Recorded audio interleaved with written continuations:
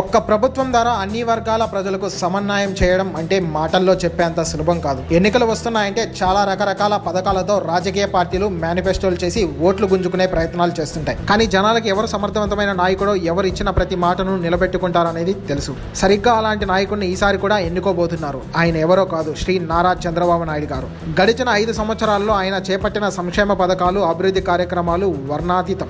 దేశంలో ఏ రాజకీయ నాయకుడు చేయలేని అభివృద్ధి చంద్రబాబు నాయుడు ఈ 5 సంవత్సరాల్లో మన రాష్ట్రంలో చేసి చూపించాడు. కియా మోటార్స్ లాంటి ప్రముఖ సంస్థను మన రాష్ట్రానికి తీసుకుని రావాలన్నా, పోలవరం లాంటి గొప్ప ప్రాజెక్ట్ ని సమర్థవంతంగా పూర్తి చేయాలన్నా, హైదరాబాద్ ధీటుగా అమరావతిని తీర్చిదిద్దాలన్నా అది ఒక చంద్రబాబు నాయుడికే సాధ్యం. రాబోయే 5 సంవత్సరాలకు గాను చంద్రబాబు నాయుడు ప్రవేశపెట్టిన మేనిఫెస్టో ఇప్పుడు ప్రతి ఒక్కరిని విశేషంగా ఆకర్షిస్తుంది. అందులో ప్రజల ఆరోగ్యం కోసం చంద్రబాబు నాయుడు ప్రవేశపెట్టిన పథకాలు ప్రత్యర్థులను సైతం ఔరా అనిపించేలా చేస్తున్నాయి. అందులో రక్షా పథకం ఒకటి. ఈ రక్షా పథకం ద్వారా ఉచిత శానిటరీ నాప్కిన్స్ ని అందజేయనున్నారు. ఈ పథకం ద్వారా 15 లక్షల మంది గృహిణులు, 10 లక్షల మంది బాలికలకు లబ్ధి చేకూరేలా చేస్తున్నారు. ఈ పథకం కోసం అక్షరాల 100 కోట్ల రూపాయల బడ్జెట్ ని కేటాయించనున్నారు. అంతేకాకుండా స్వచ్ఛ సప్త వర్ణ దుప్పట్ల పథకం ద్వారా రోగులకు ఇన్ఫెక్షన్ రాకుండా 7 రంగుల చొప్పున రోజుకొక రంగు దుప్పటిని అందజేయనున్నారు.